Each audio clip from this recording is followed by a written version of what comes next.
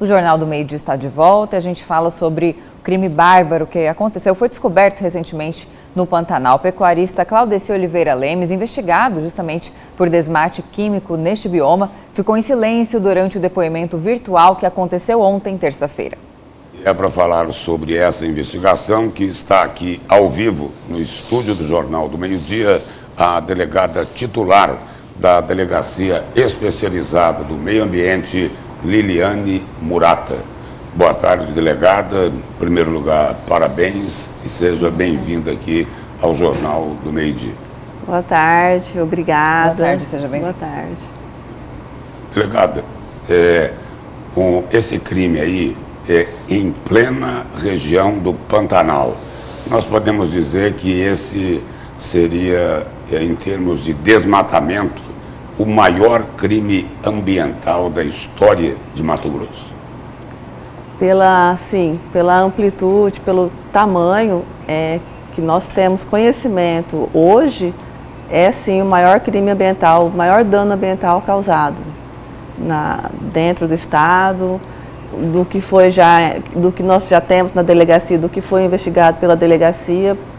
Hoje esse é o maior que tem. E não foi apenas o desmatamento, os prejuízos, né? É muito pior do que isso. São várias as condutas praticadas por ele, né? Não só o desmate químico, a poluição, né? A supressão da vegetação, manuseio de produto perigoso, várias condutas. Doutora, e este senhor, né, Claudeci Lemes, já há algum tempo incidia, né, praticava essa conduta, não foi do dia para a noite. Consta que ele tem 15 autuações por danos ambientais, é réu em outros 2 processos. A pergunta que fica é, por que, né, de certa forma, a justiça, até as autoridades ambientais não foram capazes ou não se tomou uma medida para parar esse cidadão antes de que ele cometesse esse crime de proporções tão gigantescas? Houve uma falha aí no monitoramento, enfim, para que ele não chegasse a esse ponto? Não, ele realmente teve, né, outros procedimentos, foi investigado, ele já chegou a celebrar um TAC junto ao MP, da qual ele era para ele ter cumprido e descumpriu, então isso aí ele realmente descumpriu.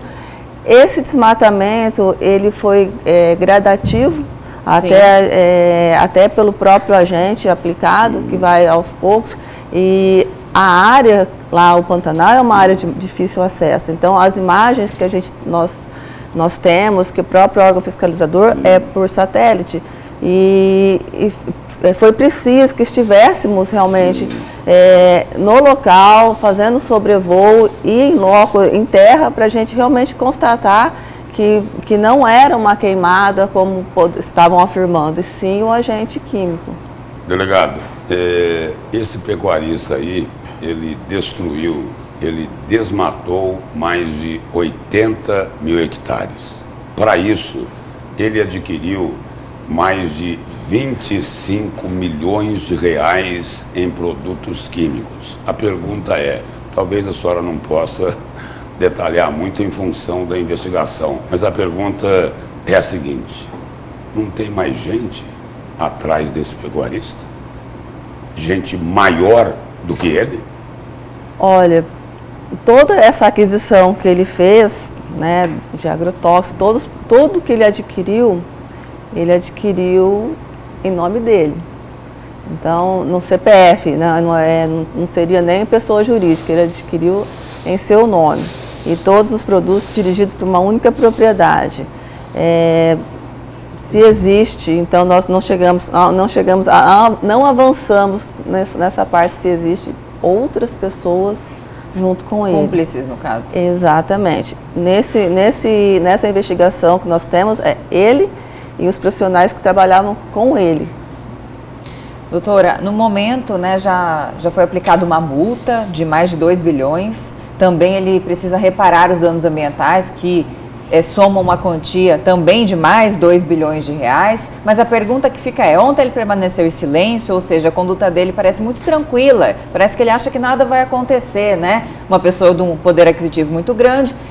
Na sua visão, ele será preso? Qual a condenação, né, que deveria ser aplicada?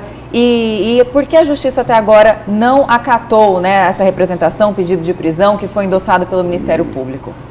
Então, quanto a ele permanecer em silêncio, é uma garantia que ele tem, né? Então, a conduta dele é, sim, gravíssima. Nós representamos, em razão dessa conduta, da gravidade da conduta, de ser a área que foi, o Pantanal, o tamanho, um patrimônio, né, patrimônio natural, né, com tantas riquezas, nós representamos sim pela prisão como medida, né, até pedagógica, né. Com certeza. Né. Mas nesse momento, o que o Ministério Público também acatou, mas nesse momento a Justiça entendeu que não era aplicável e que poderia ter outros meios, né, dele reparar essa conduta dele. No caso seria, por hora, foram outras medidas cautelares que a Justiça deferiu, que seria o sequestro, a indisponibilidade dos bens dele e o arresto, o embargo das propriedades, embargo judicial. E a pena? Qual seria a pena aplicada para todos esses crimes que ele cometeu? Então, cada um tem uma pena, né? Então, seria suficiente para ele realmente ir preso? A nossa mais alta seria a de 2 a 5 anos, que são dois crimes praticados, mas aí fica a critério do juiz na aplicação da pena, na dosimetria da pena. Delegada, antes de encerrar aí, tem uma questão polêmica. O governador Mauro Mendes, ele propõe aí o confisco de terras de quem faz o desmate ilegal. Na avaliação da senhora, a senhora acredita que esse confisco pode inibir a ação desses bandidos ambientais? Eu acredito que hoje, em razão das penas que são aplicadas no crime ambiental, o mais correto, sim, a perda da propriedade, é que haja o sequestro do bem.